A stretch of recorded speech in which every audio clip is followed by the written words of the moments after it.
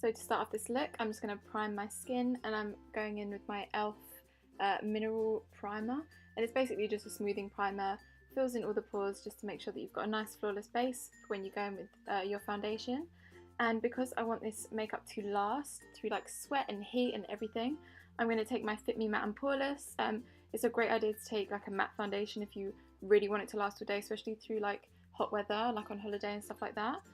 So this one is like perfect. Once it sets in place, it literally does not move. I also like to kind of drag it on my eyelids as well, just to make sure that any eyeshadow we put down doesn't move either. And then I'm just going to move on to concealer. Now this MAC Pro Longwear Concealer honestly will not move all day, and it's like the perfect thing to use during summer when you just don't want your makeup to move.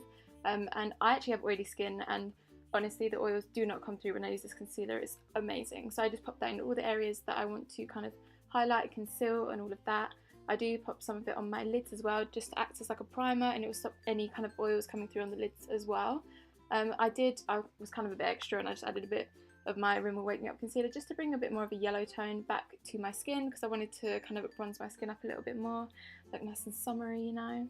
So I'm just blending that out with my damp beauty blender as well, and then I just go in and set all of that. Now this step is super important. Don't ever miss out on this, like during summertime. Not only does it kind of get rid of all the creases underneath your eyes, but I'm going to go in and bake as well. Make sure you take like a decent amount of the translucent powder and bake in all the areas that you would normally get oily, because obviously in heat when you're sweating it's going to be like times 10, so just make sure that you do that and leave it for at least like kind of a few minutes. This will just ensure that any kind of oils or sweat are just kind of absorbed by that translucent powder, and I promise it won't look kind of powdery or anything by the end. And then I do set the rest of my face as well. This I suppose isn't necessary with this particular foundation, but I just like it for extra coverage.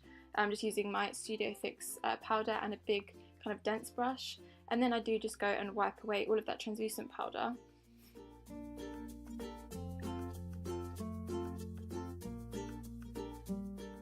Since we've got rid of all the loose powder, it's time to just go in and set my brows. I'm just using my Benefit Gimme Brow. I like to do this after I've done the translucent powder because sometimes it can get caught up in your brow hairs. Then I'm dipping into my Rodial banana powder, just because I personally like to add some extra coverage, and also it's another kind of powder, it's another barrier against like oils or sweat, and really kind of keeps everything in place throughout the day. And then because it is a summer kind of a bronzy everyday look, I personally highlight every day just because I love it. And I just do it in all the areas that I normally would, but maybe a little bit less intense than for like a dramatic makeup look.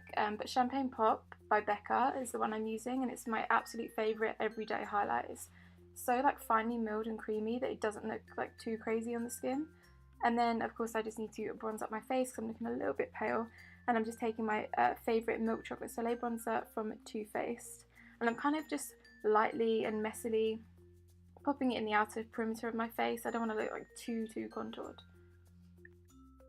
I also just take this down my nose as well, just to give a little bit of shape back to it. Nothing like too harsh, just like a little light dusting. And then moving on to my eyes, I'm taking my Modern Renaissance palette and the shade Golden Ochre, and this is the only shade that I'm using, guys, in this palette in my crease. I just kind of wanted a really kind of light wash because, to be honest, in an everyday look I don't tend to wear much eyeshadow. And then just to define the lash line a little bit, I took a tiny bit of Cypress Umber on a kind of liner brush and just lined my lash line. It's a little bit less harsh than using like a proper eyeliner. And then for the lower lash line, I again just took Golden Ochre on a pencil brush and ran that underneath, and that was it for the eyes for this time. And then to prep my lashes, I just kind of curled them, and I didn't do any false lashes today, guys. I just went in with some mascara, and I used my Too Faced Better Than Sex mascara because this is one of my absolute favourites. It really gives it a lot of kind of volume and curl. And that was it. That was all I did. I just did that on the top and bottom lash line because every day, I'll be honest, I don't wear false lashes, especially in summertime as well.